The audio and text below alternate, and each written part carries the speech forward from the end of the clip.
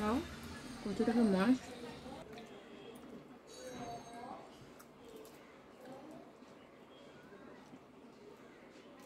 রান্না হবে হচ্ছে দেশি পুঁই শাক দিয়ে কাতলা মাছের মাথা, আর ওইখানে সবজি দেওয়া হবে।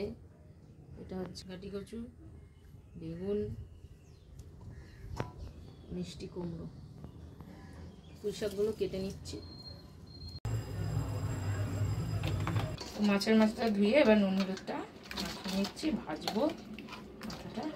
এখানে পুঁই শাকটা ধুয়ে নিয়েছি, সবজিগুলো সব কেটে ধুয়ে নিয়েছি। হয়ে গেছে, ভাজা তুলে নিচ্ছি। মাছের মাথা ভাজা তেলে দিয়ে দিচ্ছি হচ্ছে 5 ফোড়ন, একটা শুকনো লঙ্কা, পেঁয়াজ কুচি।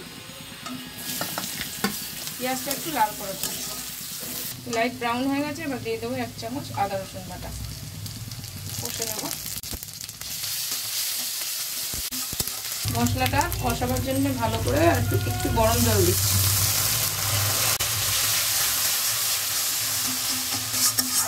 এর মধ্যে দেবো হলুদ, নুন,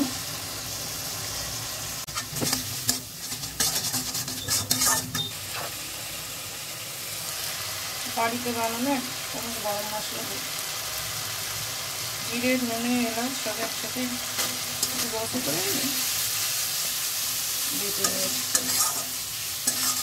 মাছের মাথা দেবো। গরম মশলা দিলে ভালো লাগবে। মাছের মাথাগুলো কষাতে হবে, মশলা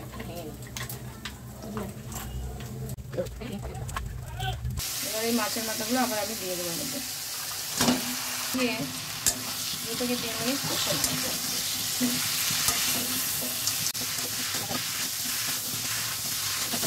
তো এটা 2 মিনিট কষিয়ে এবার সবজিগুলো আমি এর মধ্যে দিয়ে দেবো।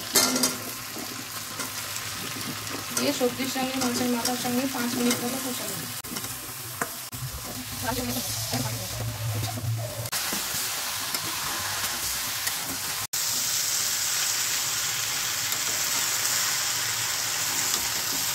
কষানো হয়ে গেছে, এবার আমি শাকটা দিয়ে দেবো।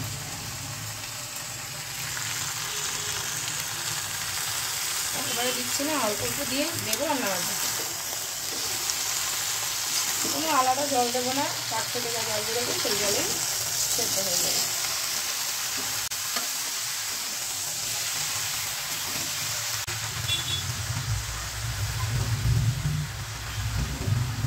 দু মিনিট মতন ঢাকনা দিয়ে রেখে দেবো।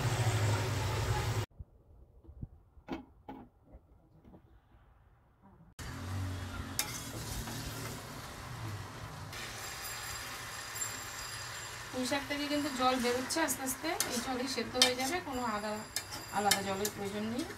এবার এরকমভাবে আরও 5 মিনিট ঢেকে রাখবো, সবজিগুলো আর শাক ডাঁটাগুলো যাতে ভালো করে সেদ্ধ হয়ে যায়। আর জালটা কমিয়ে মিডিয়াম টু লো দিকে রাখতে হবে। 10 মিনিট মতো হয়ে গেছে, মাঝখানে আমি একবার নেড়ে দিয়েছিলাম।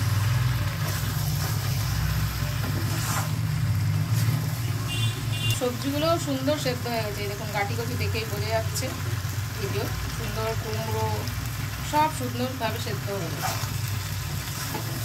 কিন্তু কোনো আলাদা জল দিই। আমি একটু নেড়ে চেড়ে জলটা শুকিয়ে নিয়েছি, রান্নাটা হয়েও গেছে। রান্নাটা এখানেই শেষ করছি।